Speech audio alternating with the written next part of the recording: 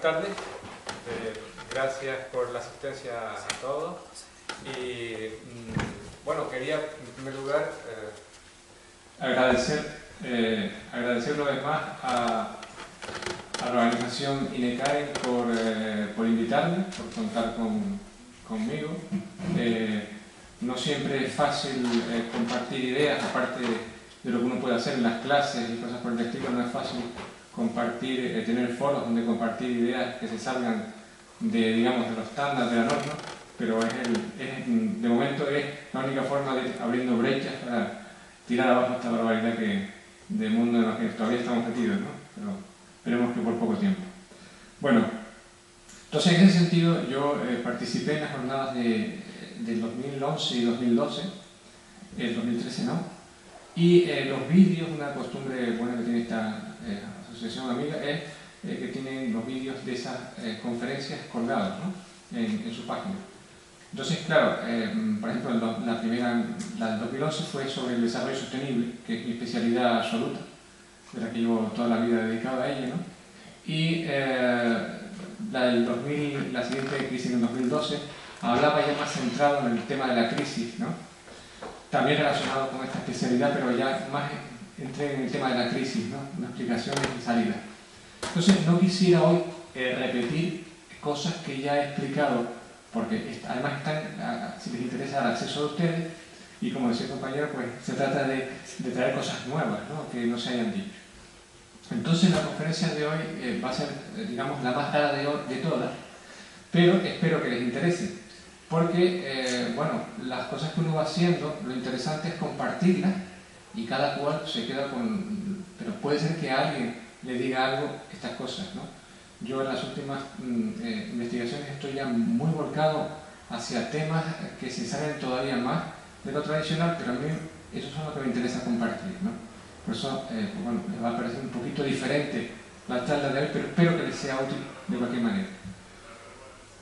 Bueno, el mismo título seguramente les habrá llamado un poco la atención, porque el título, el papel de Canarias en la construcción del nuevo mundo, ¿no? Esto suena un poco el nuevo mundo, ¿no? Esto de... Bien, pues entonces vamos a empezar a aclarar cuáles son estas ideas. Bueno, cuando hablamos del nuevo mundo, podemos hablar en tres niveles. Un primer nivel que está bien claro sería un nuevo orden socioeconómico internacional.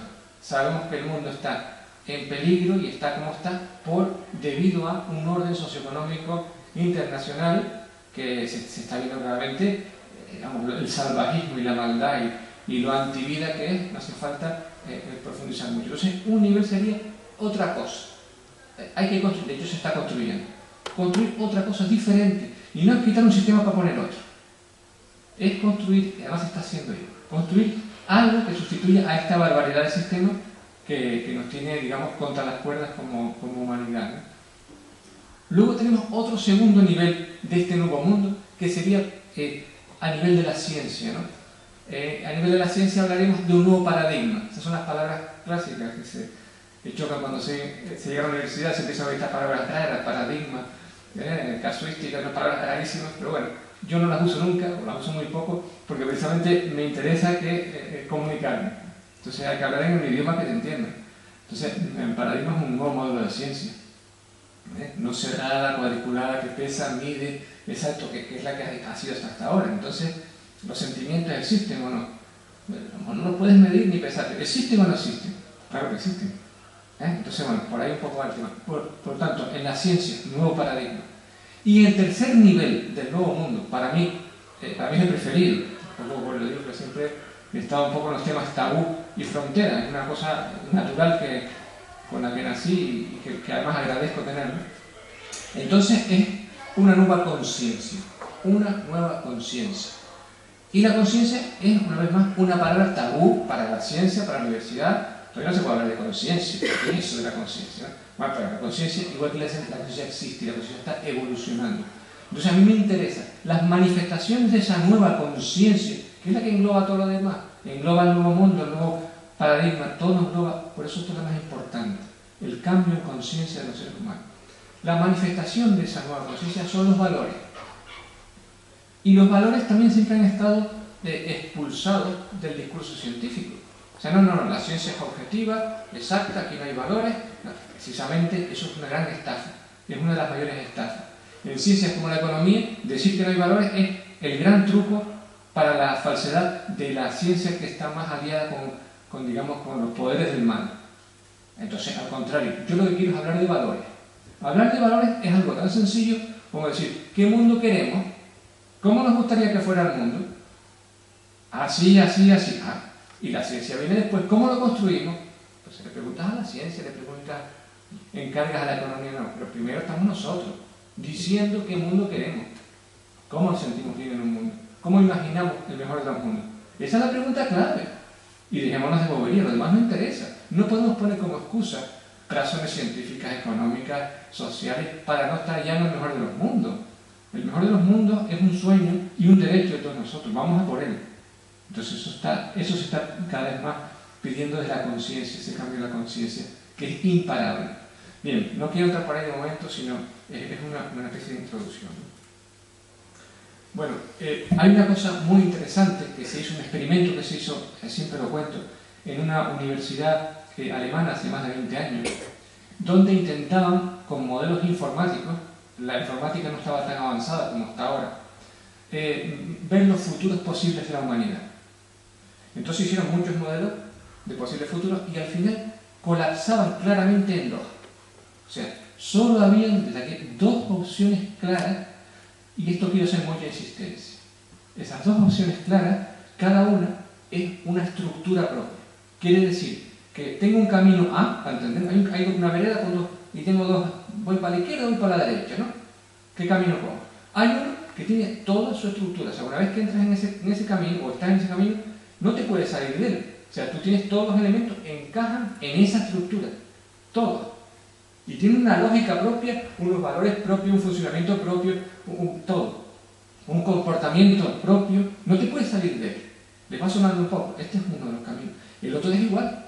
El otro camino también tiene su estructura propia, su funcionamiento propio, sus valores propios, toda su lógica distinta, su ciencia distinta. Son dos caminos y no hay más que esos dos. Ahora digamos, ¿a qué les puede sonar a ustedes estos dos caminos? Bueno, pues son dos caminos que están bien claros.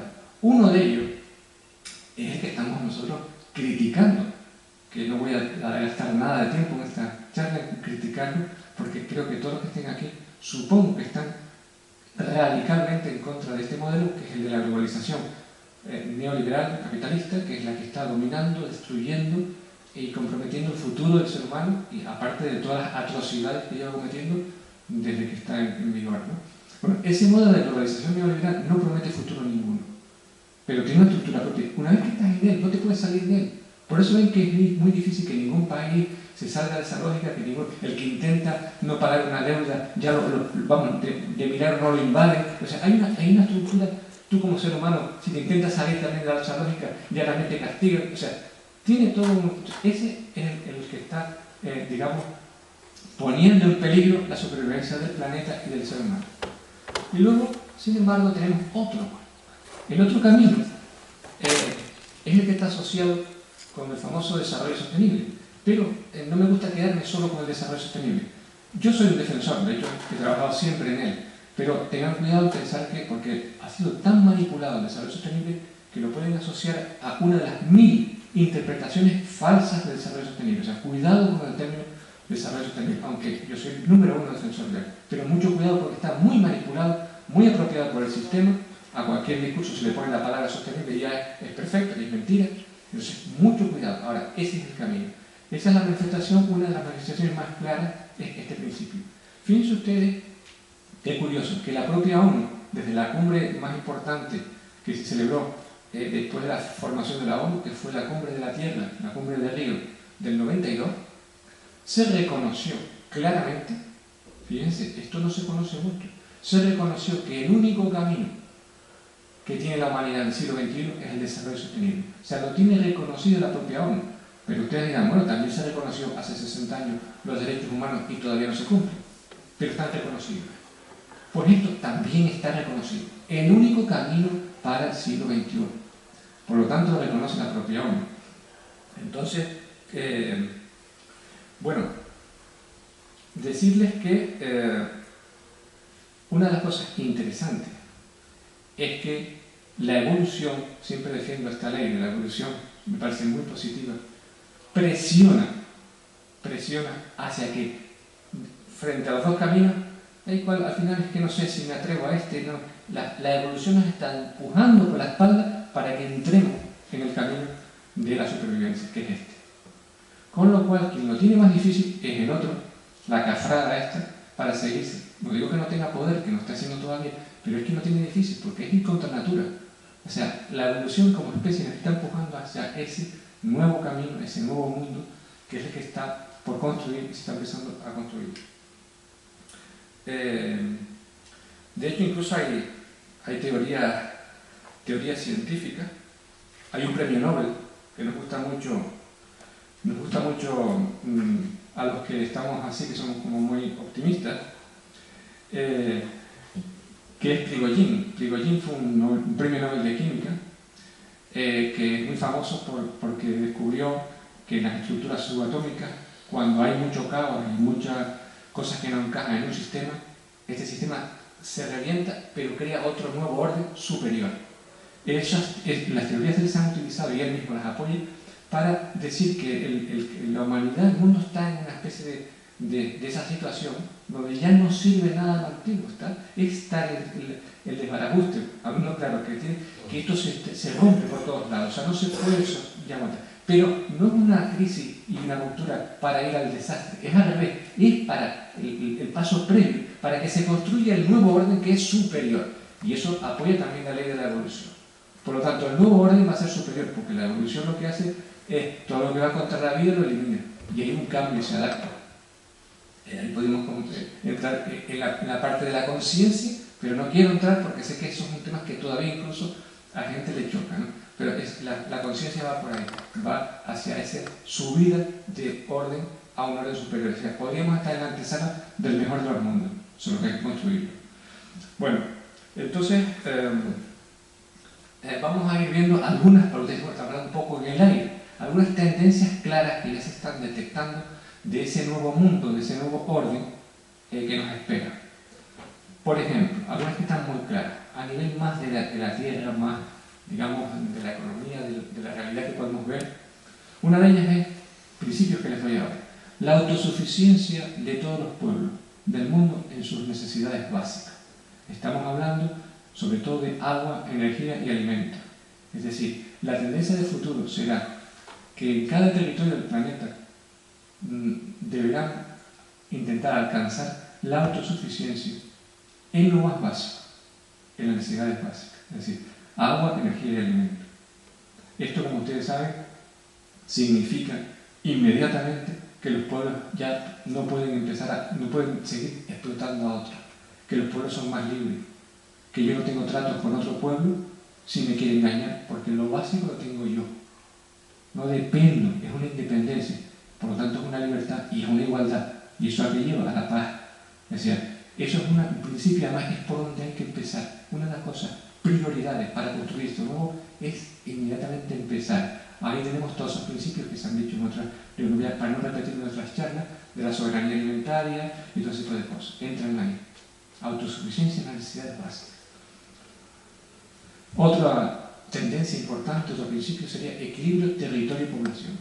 Es decir, hay que ir también a un equilibrio lo más sensato posible entre un territorio y la población y su nivel de consumo que vive en ese territorio.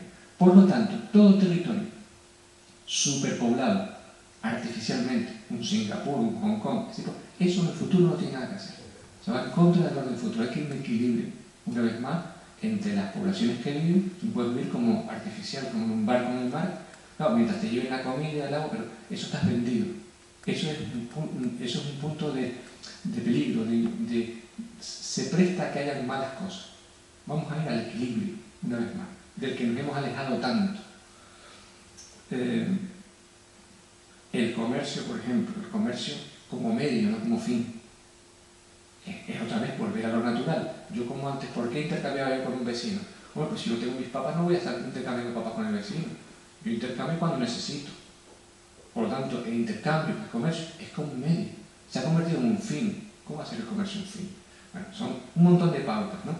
En general es la sostenibilidad de todas las actividades de producción, de consumo. En todo lo que hagamos tenemos que tener ese principio, ¿no? Es un equilibrio e integración total con el planeta. Entonces, por ejemplo, ahí no cuadran cosas, por ejemplo, yo les digo, el maltrato animal, ¿cuadra ahí? No.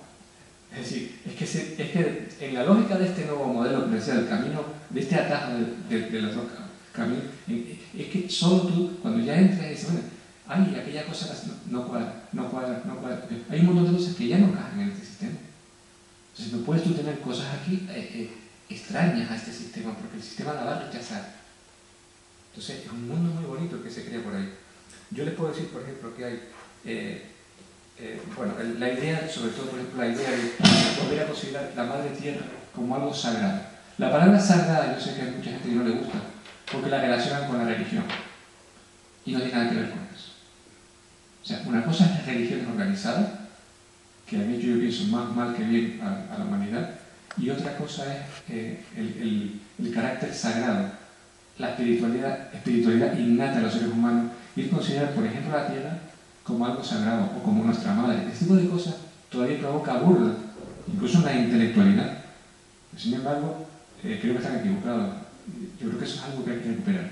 Fíjense, de todas maneras les va a chocar que en la propia Carta de la Tierra, que es un documento precioso que surge de la cumbre también de Río 92. O sea, estamos hablando de documentos ligados a los grandes poderes, o sea, digamos a los grandes órdenes. Bueno, pues ahí incluso, fíjense ustedes qué curioso, en la Carta de la Tierra dice cosas, por ejemplo, como en la Carta de la Tierra de las Naciones Unidas, ¿no? Dice, somos una sola familia humana y una sola comunidad terrestre con un destino común. Y dice, la protección de la vitalidad, de diversidad y la belleza de la Tierra es un deber sagrado. Utiliza la palabra sagrado. Y esto y termino en otra frase también de esa Carta de la Tierra que dice, para conseguir ese mundo que merecemos, dice, es necesario un cambio de mentalidad y de corazón. De corazón. Esto es la Carta de la Tierra, no es mío, ¿eh?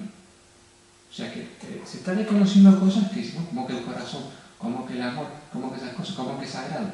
Ojo, una cosa es rechazar, repito, rechazar la iglesia, que nos suena a Dios, la iglesia y tal, en el sentido religioso, que tanto daño ha hecho, repito, no que ha hecho alguna cosa buena, pero ha hecho mucho daño a la humanidad, y otra, ese carácter. Bueno, seguimos. Algunos principios más que me quedaron de este nuevo orden serían dos que se complementan muy importantes, que de la jerarquía a la red. De la jerarquía a la red. Vamos de un mundo jerárquico, donde hay una cúspide y domina sobre el resto.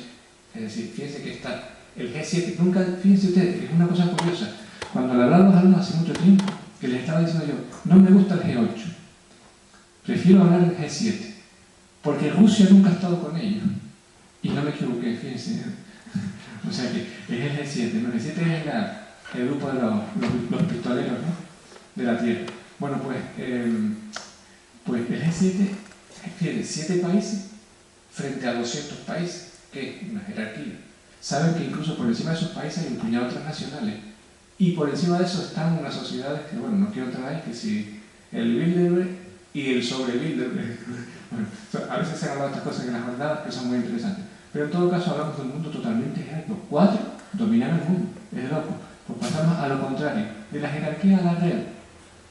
Entonces la red es una cosa interesante, porque la red es una cosa que nos hace iguales a todos los nudos de la red valen igual, pero encima estamos abrazados. La red está abrazada, un nudo de la red está abrazado al otro. Fíjense qué idea tan bonita, ¿no?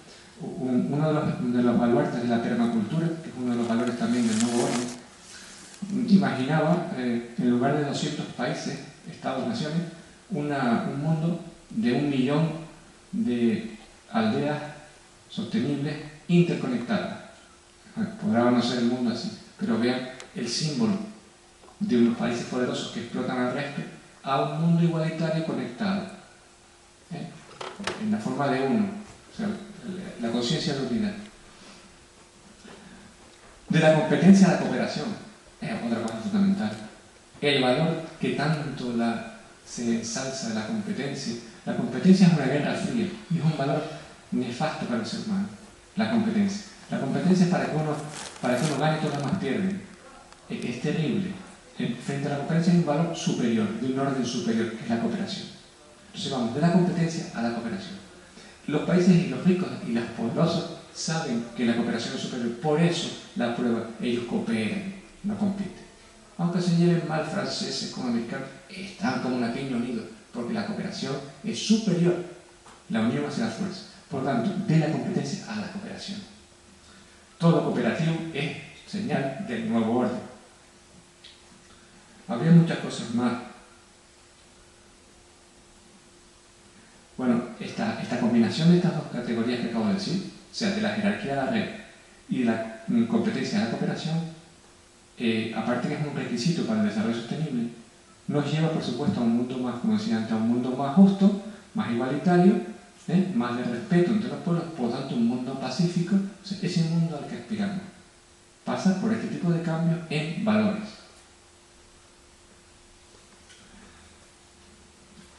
En general, un ser humano en equilibrio con el planeta es el centro de este orden, ¿no? Pero esto, y ahora empezamos a dar, hasta ahora lo que he hablado, digamos que son cosas que no sé si se han oído, pero a lo mejor en otras charlas mías se ha tocado más. Voy a empezar a hablar de las cosas más novedosas de esta charla a partir de ahora. Que una de las cosas que me interesa a mí es esta filosofía que estamos hablando, que parece, bueno, que la estamos inventando ahora, ¿no? Pues mucha de ella está en los pueblos originales. No me gusta ni siquiera llamarlos indígenas.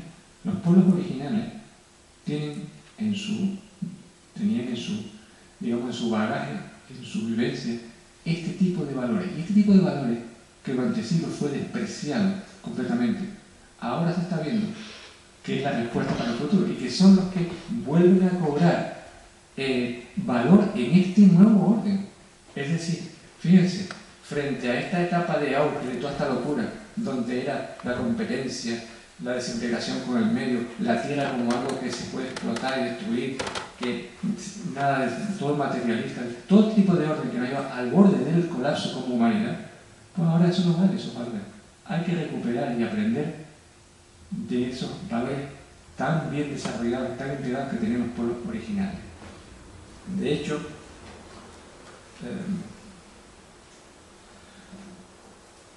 podríamos resumir diciendo que el nuevo mundo es la utopía tan buscada por el ser humano ancestralmente. ¿Por qué la buscamos? Siempre la estamos buscando, ahora estamos más cerca que nunca, está todo inventado. El otro día decía a los alumnos, que me dio una buena noticia hace un par de semanas, que ya están unos aparatitos así, como ustedes saben, los grupos electrógenos que se compran la gente para tener luz, ¿no? Que van con gasolina, y tienen la electricidad de tu casa, ¿no? Cuando estás por ahí, bueno, pues hay un aparatito igual, que puede incluso dentro de la casa, porque ni contamina ni hace ruido, y que no tienes que echarle nada, y que te da energía, es energía libre. Estamos ya está la energía libre a nivel de poderla comprar tú. Entonces, para una casa, para 3.500 watts o algo así, una casa media no tiene demasiado, varía 1.000 y pico euros, por ejemplo, ¿no? Y con este aparatito tú te haces independiente a nivel de familia, ni siquiera ya tienes la electricidad, que es una de las cosas, la energía. La energía libre es la que estaba intentando perseguir durante mucho tiempo. Bueno, pues esas cosas están apareciendo ya. Es maravilloso. Me dio una noticia, no, estoy saltando de ellos, ¿no? Bueno, entonces yo les quería, esta parte de todos estos valores se podía resumir, pues aquí esos dos mandamientos se cierran en torno por todo eso, pero se podía resumir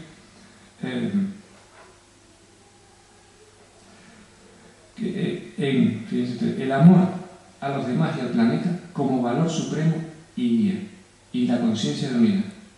¿Ustedes imaginan los seres humanos trabajando como una especie de, ustedes saben, un hormiguero, las hormigas como trabajan con conciencia de utilidad, si el hormiguero se viene abajo, van todas, y ya saben lo que tienen que hacer, pero están todos trabajando para su propia unidad como especie. ¿Ustedes imaginan los seres humanos haciendo eso? ¿En qué se convierte esto?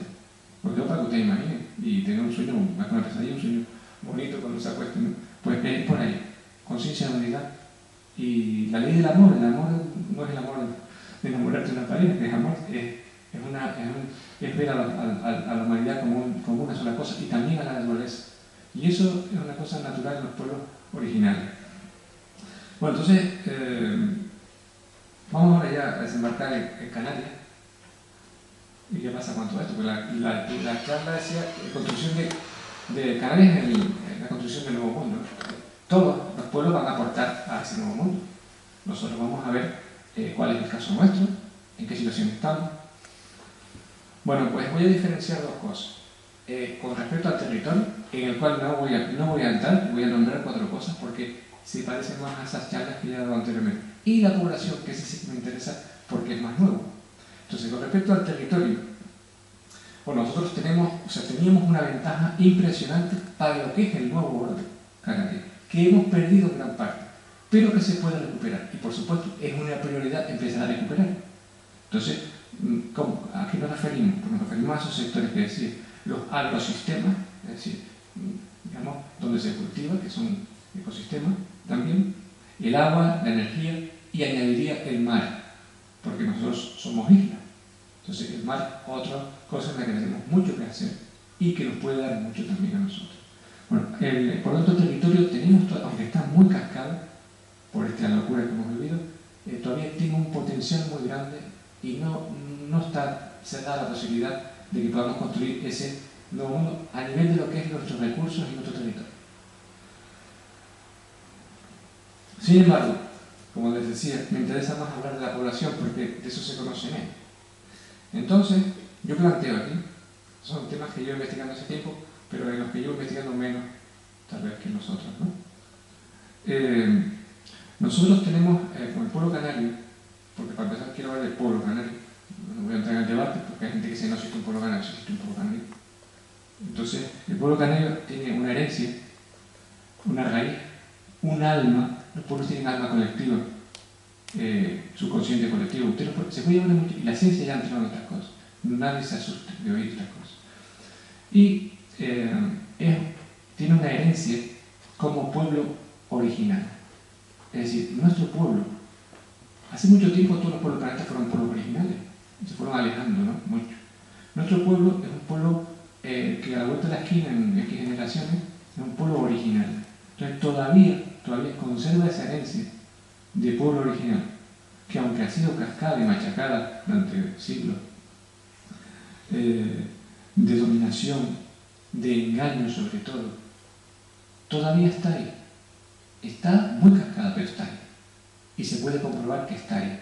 Y eso nos hace un pueblo diferente, pero que un pueblo que, si bien para el orden antiguo tenía problemas, precisamente tal vez por esa herencia y por los daños colaterales de 6 siglos de dominación, pero todavía tenemos que decir que ahora es aprovechar y nos puede, que eso es un poco el mensaje que yo quiero, nos puede poner en vanguardia, nos hace más fácil pasar al nuevo orden, precisamente porque todavía tenemos parte de esa herencia en nuestra alma colectiva de los pueblos originales que hemos sido y que somos todavía. Yo ahora quiero concretar eso, para que no piensen que estoy hablando de nada. Entonces,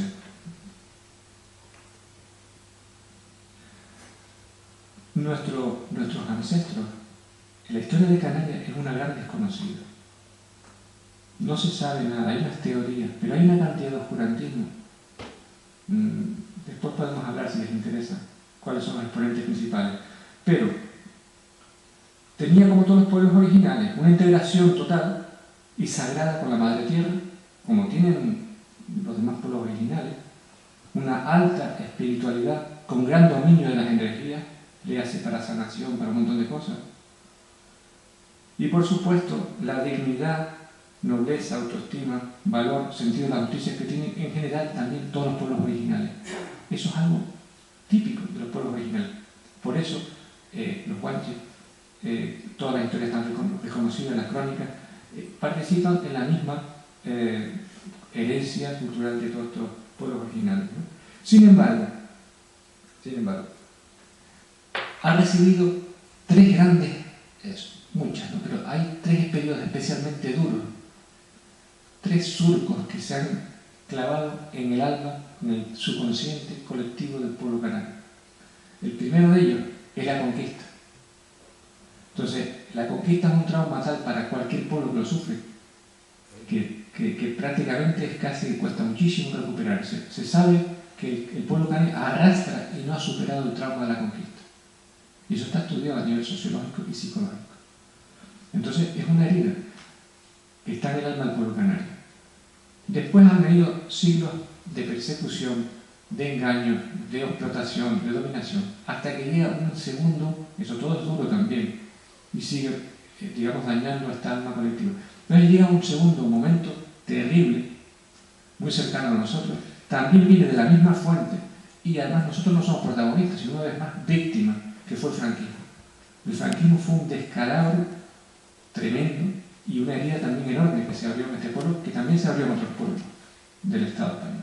Pero aquí sufrimos eso de forma brutal, cobarde, porque ni siquiera hubo enfrentamiento de bandos, sino a un pueblo desarmado se le hizo un genocidio. Y luego, en la última etapa, que parece que es una etapa de prosperidad, es la tercera gran herida que tiene este pueblo, que es precisamente el ataque de la globalización neoliberal. Los últimos 25-30 años de modelo demencial, especulador, eso ha hecho un daño terrible en otro sentido, ¿no? Al territorio lo ha destrozado. O sea, el territorio, tú sabes, que se ha construido aquí en esos años, tanto como los 500 anteriores. Menos mal que paró la construcción, menos mal. Y se superpobló, la superpoblación de Canarias, pocos pueblos pueden soportar la presión y la superpoblación rápida a que fue sometido debido a ese modelo. No es culpa de los que han venido ni nada de eso, es debido al modelo especulador. Superpobló las islas de una forma brutal y además llenó las agriculturas de plagas. O sea, ha sido un descalabro absoluto, absoluto. Y por supuesto la economía la terminó de desarticular completamente. Así que este es otro gran hachazo que hemos recibido, estos tres grandes hachazos. Bueno, pues igual que para las personas hay mecanismos ahora y técnicas de sanación. La persona cuando tiene, mira, tú has pasado por tal trauma, tuviste un accidente, tuviste tal, bueno, pues hay técnicas para superar esos traumas y sanarse. O sea, porque la persona tiene su psique, está dañada, entonces hay formas de sanación. Pues hace falta una sanación colectiva para el pueblo canario. Porque tenemos unos problemas clarísimos, contrastados también, que nos hacen, es que es una limitación para nosotros como pueblo en la construcción del futuro. Entonces, una de las cosas ineludibles es esa sanación, empezar con ella. O sea, nosotros podemos empezar a construir eso que decía yo, la soberanía alimentaria, todo ese tipo de cosas, pero el pueblo tiene que ser el protagonista, y si el pueblo está tocado, no puedes contar con ellos ni lo va a hacer. Entonces, este es un gran olvidado. Por eso yo quería hablar en esta charla de hoy de este tema, que es un tema mucho más delicado, pero que nunca se toca. El pueblo canario está por sanar, tiene que ser sanado como pueblo. Porque si no, tenemos un pueblo con una autoestima bajísima por los suelos, lo que lleva a lo contrario de tanto que se nos acusa, xenofobia, al contrario, endofobia, que es su compañero que se ha especializado, endofobia. Es decir, que va contra sus hermanos porque es incapaz de ir contra el que lo explota. Entonces, su frustración la desahoga hacia sus hermanos y hacia el desprecio hacia sí mismo. Desánimo, apatía, creer que no es posible una solución. O sea, es un pueblo completamente hundido. Entonces, ¿pero por qué? No es culpa de este pueblo. Es que es la colonia más antigua del mundo. Lleva 6 años aplastado y todavía hoy se le sigue aplastando. Y no les digo ya solamente a nivel de explotación económica, etcétera, etcétera, sino incluso en lo que es la persecución de estas cosas que yo estoy diciendo, de la verdadera identidad, de nuestra verdadera historia, de nuestras raíces. Todo eso está perseguido a estas alturas del siglo XXI. Es impresionante. Por ahí también hay que empezar. A nivel físico, por la soberanía alimentaria, siempre lo digo. A nivel humano, hay que hacer esto ya, porque si no, el pueblo no va a responder.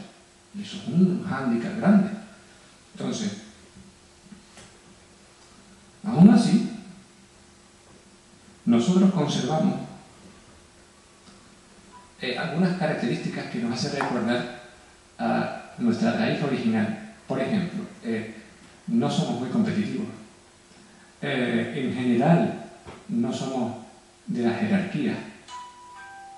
No somos de avasallar a nadie, pero tampoco no nos gusta eso de que haya alguien por encima de nosotros. Es una cosa muy nuestra. Yo no reconozco a nadie por encima de mí. Eso es una característica de los pueblos originales. Claro, el sistema anterior dice, esto no hay que los domine, pues leña. No, eso es una característica magnífica y menos mal que se nos ha quedado algo de eso. Porque eso es una de las cosas que para el futuro, ese es un valor para el futuro, amigo. Eso no se puede perder, al contrario. Menos mal que no acabó de eliminarse esa cualidad que tenemos. Pero también un sentido de la justicia y una cierta anarquía. No entrar en normas fácilmente. Eso es injusto, ¿no? Por a mí no me da la gana. O sea, esa especie de rebeldía cuando algo no te cuadra en la cabeza y lo ves injusto, eso es una cosa que en general conservamos ese tipo. Esos son matices, la nobleza, la palabra. Entonces, se han ido perdiendo mucho porque, claro, sobre todo con el lavado cerebro de la televisión, bueno, eso qué pena, ¿no? Pues por eso hay que reaccionar rápidamente, ¿no?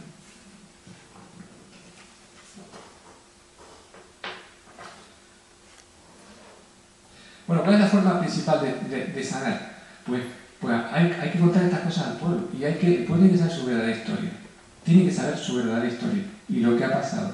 Y hay que hablar ya, hay que hacer una revisión sabia y honrada de la historia. Si un pueblo no revisa su historia desde un punto de vista sano, honrado, no va a poder saber nada ni construir un futuro. Tú tienes que saber por qué estás así, cómo ha llegado, qué te ha pasado. Y esa historia ha estado oculta. Ya no se puede ocultar más la historia del pueblo canario.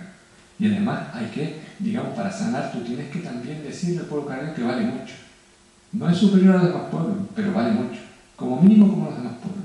Y eso hay que pensar, si mira, tú tienes esto. Hay que sanar. Entonces le vas quitando el problema de baja autoestima, como cuando tú estás con un paciente a nivel de un psicólogo y estás sanando.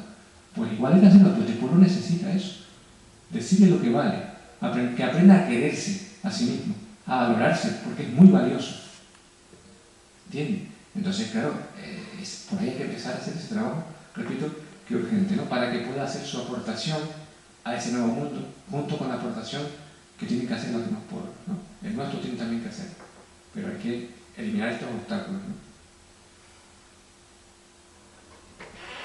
Bueno, con respecto a estos pueblos originales, ya estamos terminando, con respecto a estos pueblos originales,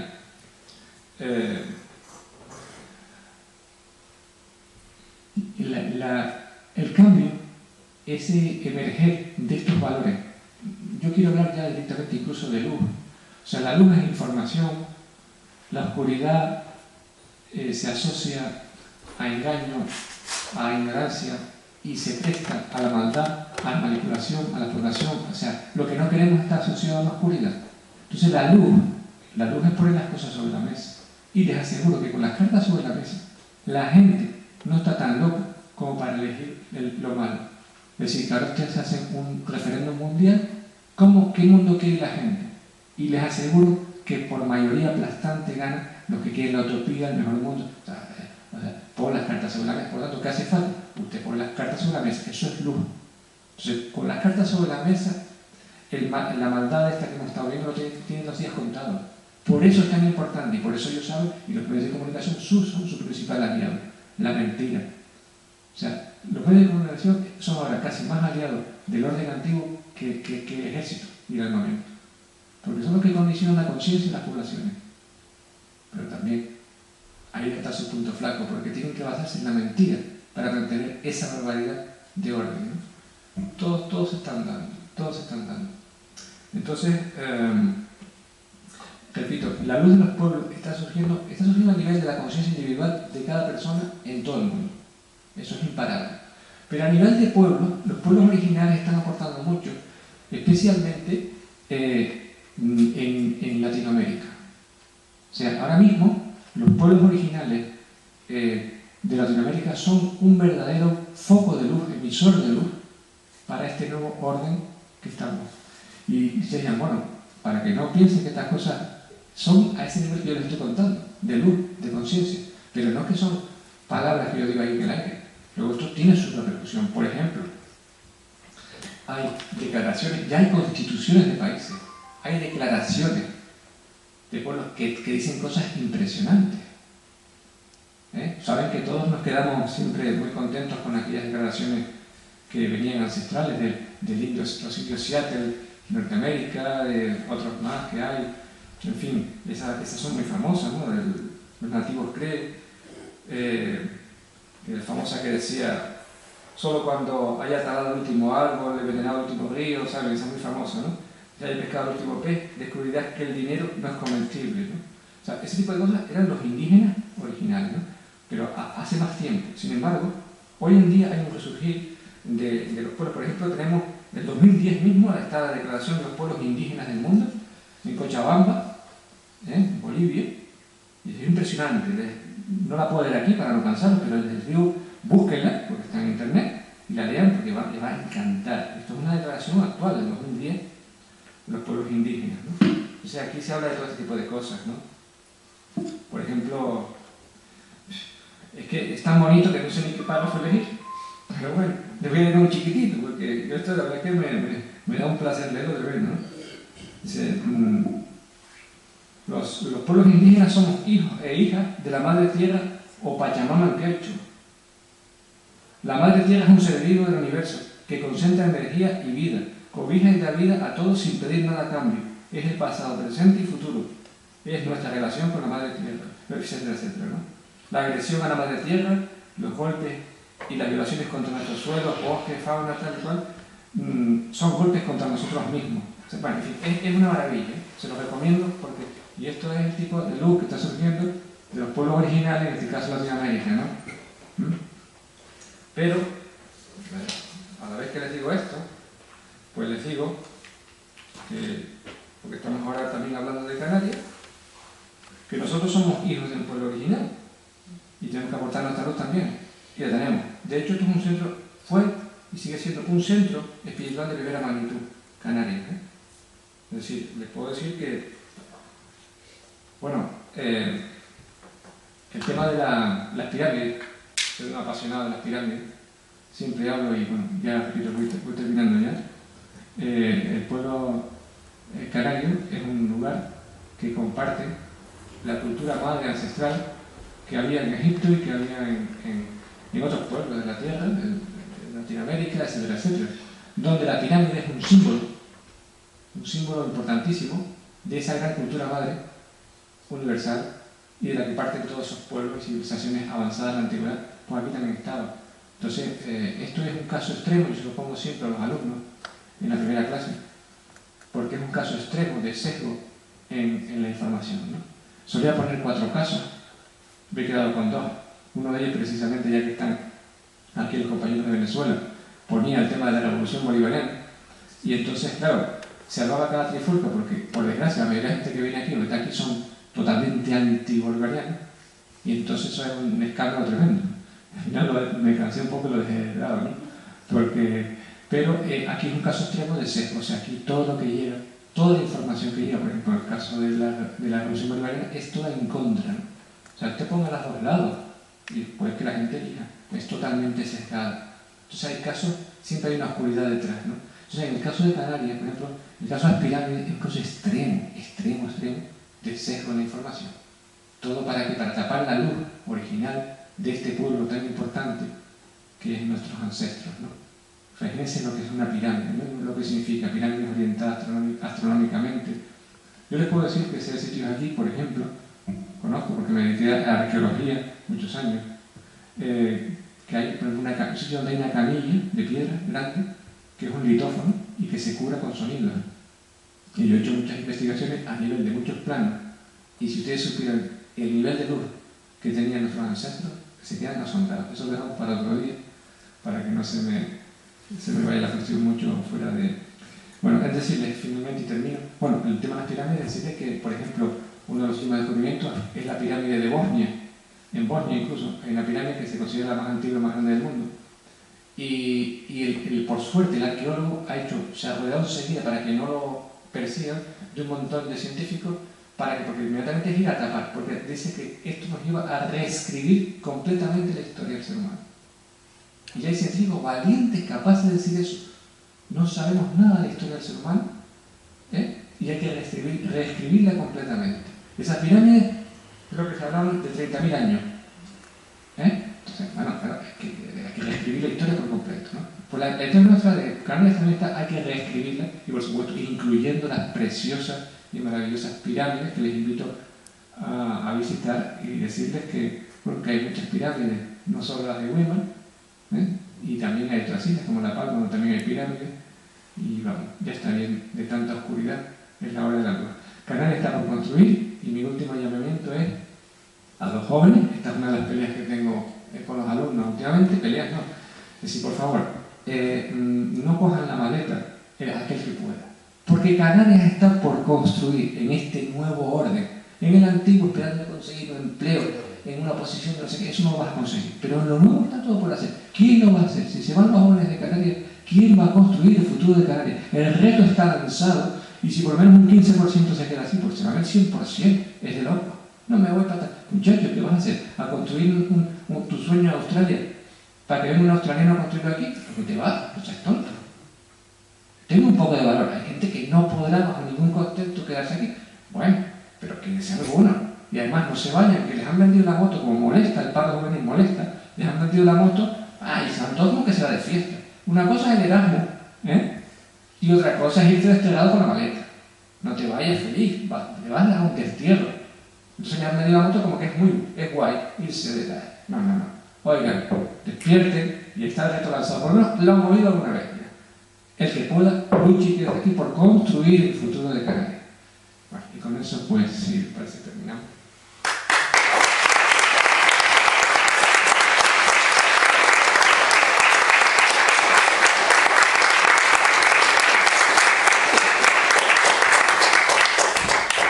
Bueno, ahora abrimos un periodo de debate. Tenemos tiempo, así que intervengan, tomen la palabra y, bueno, y expresen, pregunten lo que quieran. ¿Alguien se anima a hacer primero? Siempre va rompiendo ahí el silencio, Estoy más cerca. Vale. Se me queda en la cabeza lo que voy a preguntar. De otra manera, si pasa, después ya. Vale, empieza. ¿Puedo ya? Aquí usted habló de las pirámides, y cuando yo regresé de América para esta nuestra tierra, me acuerdo que hubo una época en que había unas pirámides por el norte que eran también como las de Weimar, pero los señores de la universidad, los científicos, dijeron que eso era para acumular la piedra para limpiar los terrenos, y metieron las máquinas y las tiraron todas para construir. Eso es el problema, que dan una conferencia sobre pescado y los gatos se comen la mayo, decía. Ese es el problema. A la gente la convencieron de que eso era para agricultura, y entonces las pirámides amontonaban la piedra. Digo, pero oye, pero todo ese trabajo para tirar piedras, estaban bien colocadas. Digo, entonces, eso es una enfermedad que tenían entonces la gente, porque hacer pirámides con la piedrita esa y ponerse a hacer eso le costaba más caro que la producción que tenían que hacer. Entonces no tiene sentido eso. ¿Comprende lo que digo? Esa es la pregunta. Más una reflexión que una pregunta. Yo soy un apasionado de las pirámides por todo lo que reúne, por la grandeza de lo que significa la cultura, por la persecución incluso lo triste que es de la propia universidad. Pero en la universidad, por suerte, hay muchas personas. Yo no soy de, digamos, la especialidad de arqueología o historia y tal y cual. Entonces se supone que el experto que tiene que hablar de esto es el oficial, que es el de historia. Entonces no me da la gana. Esa es la rebeldía que se lleva ante los canarios. Yo la siento en mí mismo. No me da la gana. Porque la autoridad puede ser una persona vendida al sistema y dice la mentira que el sistema quiere que diga, pues no me da la gana. Es que es un insulto a la inteligencia. Yo les digo que vayan a ver las pirámides de Weimar, por ejemplo. Solo con verlas, una imagen vale más que palabras. Son una obra de arte, recuerdan muchísimo a las de México. ¿Cómo se va a hacer una maravilla de esa para limpiar un terreno? Hay que estar mal de la cabeza para plantear el ridículo desde la universidad, ¿no? En Nicó, por ejemplo, hay una pentagonal, una maravilla. En La Palma hay una que es de forma de un óvalo con una escalera zigzag, una obra de ingeniería. O sea, una maravilla, por favor, ya está bien, ¿no? De persecución. No, eso también era hecho para la agricultura, para que pudiera limpiar los terrenos. Pues entonces eran tontos esta gente, de todo. Otra cosa, como yo sigo investigando las pirámides, descubriendo muchas, Canarias está llena, por lo tanto, está llena, los Tenerife y La Palma están llenos de pirámides. Entonces descubrí una cosa, y es que hay muchísimas, eso es donde hay muchísimas pirámides, muchas, todas rotas. Se nota que las han roto. ¿Qué es lo que yo estoy haciendo, mi última teoría o hipótesis? Que en algún momento, o sea, después de la conquista, digamos que los indígenas, o sea, que los guanches siguieron vivos en su gran mayoría, seguían con sus cultos, practicando sus cultos ancestrales en cada lugar, no es que fuera un solo lugar de la isla, en muchos, hasta que alguna orden de tipo seguramente religioso o la que fuera, de los conquistadores, mandó destruir todas las pirámides. Eso tuvo que ser otro trauma, porque es que se ve claramente cómo están destruidas. O sea, les han roto la forma de pirámide, pero tú las ves, mira, aquí había una, aquí había otra. Mi madre se la cargaron todas. Me estoy impresionado por eso. Eso debe ser alguna represión, y eso no está contado en la historia, no está recogido. Entonces, ese tipo de cosas, por eso hay que descubrir la historia oculta de Canarias. A ver, tiene la palabra la compañera. Yo quería un poco unir mi inquietud a la del compañero aquí. ¿Cómo es posible que el pueblo canario, con ese potencial de luz del cual usted habla, con ese nexo tan profundo y tan enraizado con los pueblos latinoamericanos, no haya tomado las riendas de su independencia? ¿Cómo todavía está en la situación que está? Usted ha nombrado tres aspectos muy importantes. Nuestra gesta independentista se alimentó de otras revoluciones y se alimentó de otros pueblos que tomaron la iniciativa, Haití, Francia, etc. ¿Cómo es posible, y se lo pregunto como una foránea, pero que quiere mucho a Tenerife o quiere mucho a las Canarias, cómo es posible que el pueblo canario no haya tomado referencia de los pueblos latinoamericanos, de los cuales tiene primero hay un trasiego importantísimo entre orilla a orilla, de una orilla a la otra, y una historia unida por lazos casi indestructibles? ¿Cómo es posible que no han tomado ya las riendas de su propio destino? Agradezco muchísimo la pregunta porque es muy pertinente y me lleva a una explicación que tampoco se ha oído. Porque aquí ha habido intentos independentistas, o sea, y siempre han sido masacrados por la metrópoli, que es la que corta todo intento independentista. Pero ¿por qué aquí ha sido más complicado que en todos los países que finalmente se fueron uno detrás de otro independizando? Mi explicación, yo no he encontrado otra, y modestia aparte, más clara. Es que el canario se convirtió, por ser una raza blanca, es la única colonia que es una raza blanca, en un pueblo fantasma. Y por lo tanto el engaño es mucho más sencillo. ¿Qué quiero decir? Que a un Evo Morales, por poner un nombre, no le pueden decir que es un español, ni que es un conquistador, ni un descendiente, aunque se apellide Morales.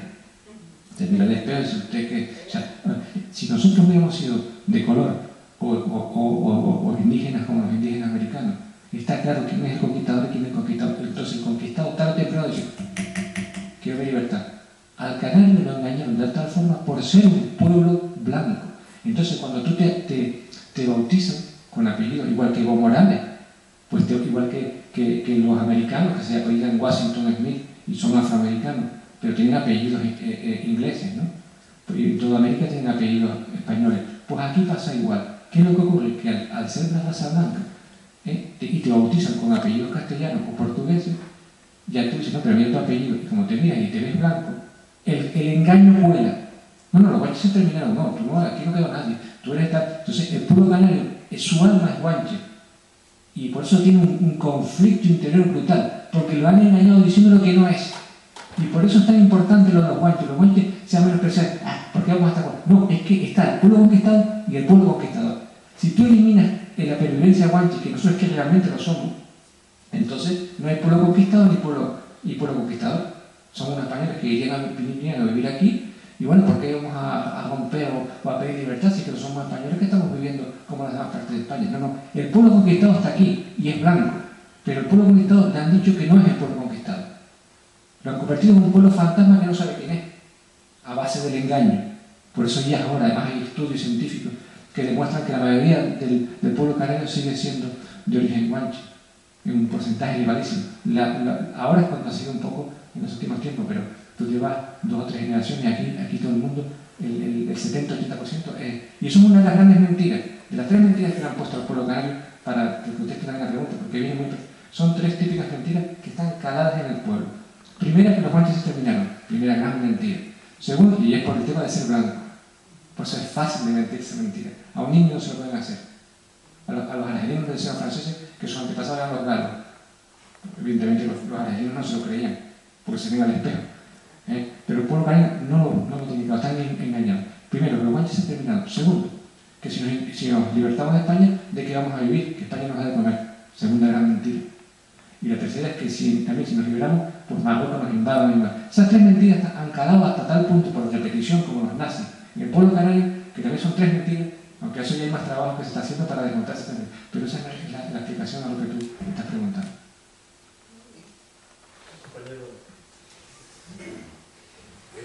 Buenas tardes, doctor. Siempre es muy agradable escucharle, a pesar que hacía mucho tiempo que no lo escuchaba y me siento bastante grato de escucharlo. Hablaba usted con respecto a los traumas que ha tenido este pueblo. En primer lugar, la conquista. En segundo lugar, ese franquismo que nos metieron aquí. Pero hay muchos otros traumas que siempre ha tenido esta tierra, que desgraciadamente es el haber enviado a mucha gente a la emigración. Cuando vamos a aprender, bienvenido sea la migración. Ahora, cuando vamos como válvula de escape, como siempre se utilizó aquí, de mandarnos allá, digamos, por ejemplo, muchas veces a robarle un trabajo a algunos digamos, americanos, pues desgraciadamente es un trauma bastante grande.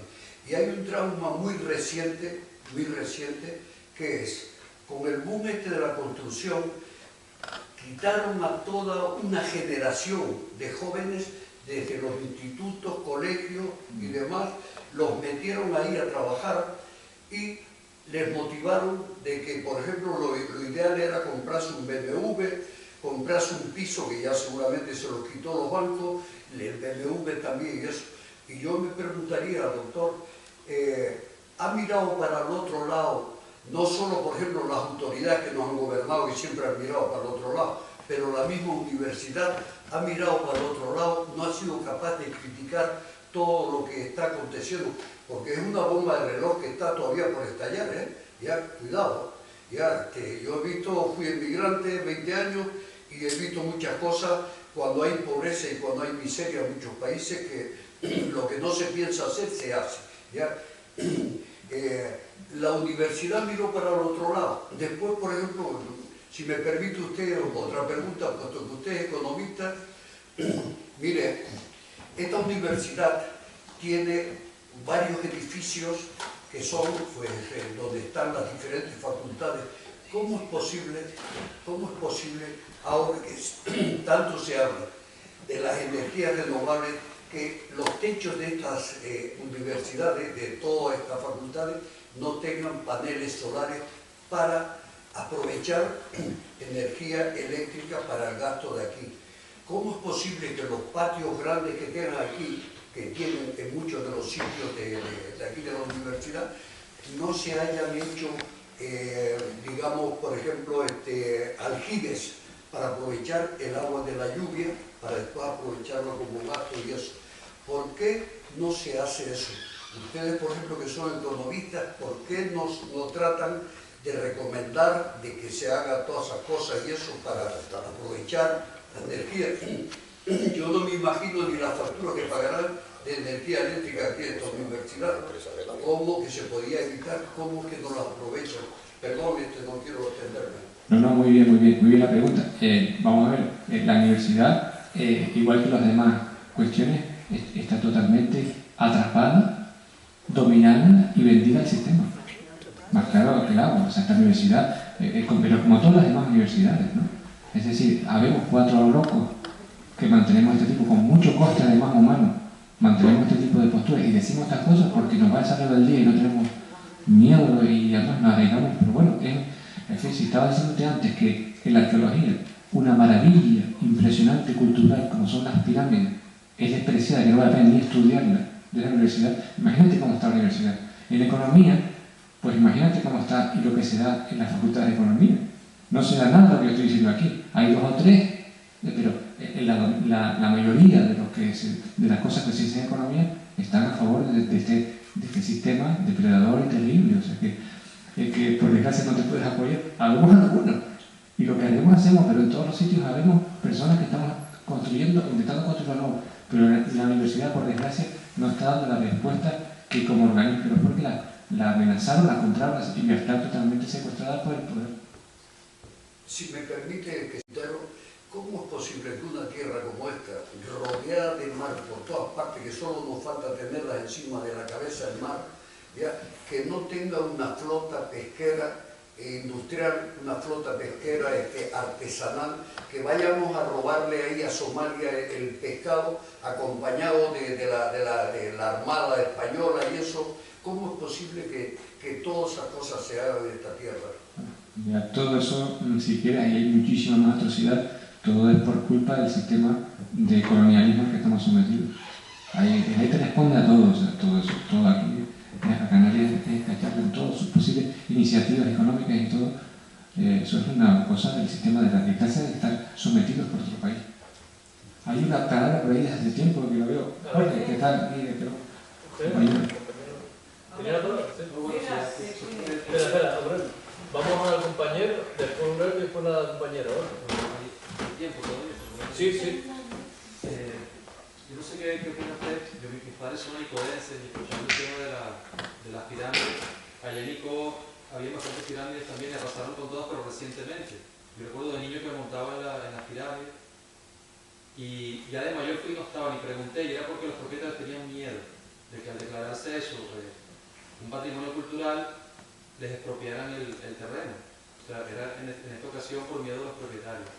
Y volviendo al tema aquí del nacionalismo canario, no sé qué opina usted. Este nacionalismo, cualquier nacionalismo, si no cuenta con el pueblo, no va a ninguna parte, porque el nacionalismo en el País Vasco, yo soy de las comunidades autónomas, la que está más verde en su identidad, en la independencia es Canarias, y yo creo que tiene que ver porque en el País Vasco, por ejemplo, hay un nacionalismo de izquierda, y entonces se traduce en políticas sociales en las que se identifica al pueblo. Y aquí el nacionalismo de izquierda no está representado por ninguna parte. Yo lo he visto fuera de estos foros, hablando con la gente de la calle, nadie que esté metido en esto. O sea, además de los discursos, de los intelectuales, de los colectivos sociales, yo no he visto esto por ninguna parte. O sea, que haya calado en el pueblo, y eso es imprescindible, porque sin eso no se puede construir nada. Si tú no cuentas con ese elemento, ¿qué vas a construir? Pues eso es lo que yo pienso, por ejemplo, para terminar. Ahí, por ejemplo, en el País Vasco, teniendo una población similar a la de Canarias, lo que destinan allí, gracias a quienes gobiernan, es tanto para el tema social. Hay una ayuda que se llama la Prestación Canaria de Inserción, que aquí eso no existe, y en el País Vasco, con un índice de paro inferior, aquí la partida son 18 millones de euros, para la gente que se ha quedado sin recursos, allá es más de 200 millones de euros. Es decir, que estamos gobernados por unos individuos canarios que han traicionado a esta patria, que dominan los medios de comunicación. Entonces, para construir este nacionalismo verdadero hay que identificarse con el pueblo, que el pueblo se identifique con él. Yo creo que esas son las bases para dar pasos en el futuro, ¿no? Sí, muy bien, estoy de acuerdo contigo. Rápidamente, 2 cosas nada más. Con respecto al pueblo, o sea, no tiene nada que ver, pero para nada, el País Vasco o Cataluña con Canarias. O sea, son pueblos que están luchando dignamente por su libertad y ser, digamos, su identidad, etcétera, etcétera. Pero es que lo que ha sufrido de colonialismo, si lo quieres llamar así, que no es exactamente igual, esas comunidades con respecto a una pobre colonia de ultramar brutalmente castigada durante 6 siglos, que es una hormiga al lado. Por tanto, claro, el País Vasco no tiene los traumas inmensos que yo pensé en la charla que tiene este pueblo. Este pueblo está totalmente destruido en su alma y se ha llegado a unos niveles. O sea, el colonialismo ha utilizado todas las estrategias durante 6 siglos posibles y entonces ha sufrido tanto un proceso tan largo, digamos, como si fuera un secuestro, que alguien lo secuestran una semana y otro que lo secuestran 10 años, cuando ya no saben ni siquiera vivir, ni qué ni es así, o sea, esto es tan largo y tan brutal que este pueblo hay que tener un poco de... O sea, hay que entender por qué este pueblo está así, por esa brutalidad a la que ha sido sometido. Y con respecto a eso que llaman nacionalistas, a pesar de que parece que hay alguna cosa dentro, pero muy minoritaria, eso realmente los partidos estos, en general de la democracia, lo que son es digamos, la versión actual del cacique. O sea, el cacique es el que ha mantenido siempre un territorio colonial sometido y es el vínculo con la metrópoli. Ellos reciben sus buenas prebendas por mantener fiel la colonia, pero tienen al pueblo sometido y engañado. Entonces, esta es la versión moderna del cacique a través de la democracia y de estos partidos pseudamente nacionalistas, que lo que están haciendo precisamente es al contrario. O sea, efectivamente están traicionando al pueblo, pero se nutren del voto canario, porque los votos que se llevan es simplemente porque en la palabra que no, en ese partido aparece la palabra canario. Y eso demuestra que todavía en el canario hay un alma que dice, pero déjame, o sea, está ese ansia del canario, pero claro, es engañado vilmente por estos políticos. Aurel y otro compañero. Te felicito por la disertación audaz que has hecho, ¿entiendes? De lo que hablabas tú de la conquista atrás, que nos han expropiado de nuestra identidad psicológica, cultural. Después en el franquismo, por medio de la iglesia, castraban a todo individuo que pensara ya como Guillermo Ascanio, José Miguel Pérez, porque ya tenían ellos proyectos de autodeterminación del pueblo canario en aquella época. Y aparte de eso, no es una globalización económica que hay, es una colonización cultural en todo el mundo que hay, que están subvirtiendo los valores de los pueblos, ¿me entiendes? Y entonces hay que tener mucho cuidado los intelectuales, los artistas, ¿me entiendes? En esa cuestión, porque van a por ello, ¿me entiendes? Y sobre el pueblo canario tiene más derecho que el País Vasco y Cataluña a la independencia, porque somos otra clase de gente. Yo te lo digo porque llevo años luchando en esto y siempre me he visto solo en esta continente. Y que rompen las pirámides y esas cosas, sí es verdad, eso es orden del clero, del alto clero del colonialismo español. Porque yo camino mucho por esas montañas y veo muchas cosas y todavía hay muchas cosas que saber. Sí, muchas cosas que saber. Lo que pasa es que hay una persecución policial, pero hay que ponerse a eso, ser valiente y no emigrar. Yo le digo a la juventud que no emigre, que luche. ¿Entiendes? Lo importante es que hay tres cosas: unidad, continuidad y sacrificio. Si no hay sacrificio, un pueblo nunca se puede liberar. Y lo que dijo la compañera de Venezuela, el problema, ¿por qué todavía Canarias no se ha liberado? El problema viene, eso hay que crearlo desde muy pequeño. Los profesores comprometerse en los colegios desde muy niños, en la niñez, y darles ese sentimiento patriótico de patria, lo que es nuestra tierra, lo que fueron nuestros ancestros, pero comprometerse. Yo sé que es jodido porque te están vigilando, hay sectores que las redes invisibles de Estado son tan fuertes, pero para eso hay que ser valiente, ¿entiendes? Y hablar discursos en la calle, ser público. Nada más, no te quería decir más nada. No, está muy bien, estoy de acuerdo con todo eso. Bueno, decirte simplemente que en estas técnicas de sanación que estaba comentando yo antes, que están haciendo las personas, hay un montón de técnicas nuevas, muy avanzadas, que están apareciendo, ¿eh? para sanarse las personas. Y en una de ellas que estuve el otro día, una que se llama constelaciones familiares, no sé si se llama. Bueno, lo curioso es que me llamó la atención es que decía la persona que estaba llevando eso, que estaba asombrada de la cantidad de gente que tiene, precisamente no ellos mismos, sino por sus padres o abuelos, traumas que vienen de las atrocidades del franquismo y que todavía lo arrastran los hijos y nietos. Una pasada. Por eso digo que eso es el alma. Y eso son heridas que están ahí profundas. Mira, eso hay que irlo sanando todo. ¿Cómo se sana? Sacando la flote. No quieren sacar nada del franquismo, ¿no? Y ya va a cerrar la compañera. Bueno, yo quería saber un poco cuál sería tu propuesta para empezar con un proceso de realmente emancipación de este inconsciente colonial que tenemos, o sea, medidas reales para empezar a decolonizar nuestra mente como un pueblo. ¿Qué tipo de técnicas sociológicas, es decir, a nivel grupal, colectiva, se utilizan para llegar a ese tipo de emancipación? Eso por un lado. Luego, por otro, muy rápidamente, Me gustaría saber un poco, muy brevemente, cuál era el papel de las mujeres en los pueblos originales y cómo concibe usted la participación de la mujer en el nuevo orden y en la construcción de una nueva prerrogativa, digamos, popular. Esa es mi... No me interesa la pregunta. Bueno, con respecto a las técnicas, yo soy experto en ello. Estoy proponiéndolo, pero sí está claro que es todo poner las cartas a flote, o sea, que se sepa la verdad, todo trauma se fuera sacando a flote y luego la versión positiva, es decir, bueno, y luego reforzando lo positivo. Eso se puede hacer a nivel de pueblo, pero hay que empezar ya con la verdad. Y es un reto que yo lanzo. O sea, yo no voy a saber de todo. ¿No cree que a lo mejor la universidad tendría algo que decir? Por ejemplo, si existiera un máster de estudios canarios de guanchismo, no existe, no hay currículo oficial relacionado con nuestras raíces. No, y tampoco es algo que a nadie le interese sacar un flote. Mira, de la universidad, por ejemplo, lo único que puedes crear, por el momento, hay una persona que incluso ha participado en esta jornada, que es especialista en eso, si te interesa, y te vamos, los compañeros te ponen en contacto, es Rucalén, que precisamente es el que ha trabajado la androfobia y tal, y tal vez sería interesante proponerle a él eso, que estás interesado en qué tipo de, para empezar a hacer esa sanación colectiva, como él es experto, que es psicólogo, además tiene prestigio internacional y todo, entonces, y además está en esto, además es de las que está preocupado por ese tipo de cosas, para empezar a ver qué se puede hacer. Habría que empezar a hacerlo ya cuanto, es muy interesante. Con respecto a la mujer, o sea que si somos un pueblo original, la respuesta está casi dicha. En los pueblos originales, la mujer tiene un papel fundamental. O sea, aquí la mujer tenía un papel primordial, en una cultura incluso casi matriarcal, y la madre, el valor de la madre, que es como un poco la representación de la madre tierra, era fundamental en la cultura. Te puedo decir más cosas, ya que estamos un poco en confianza, si quieren, que les digo cosas, no se asuste nadie. Pero bueno, que incluso yo hice una lectura con un compañero, hice una lectura, bueno, que no crean estas cosas, pues bueno,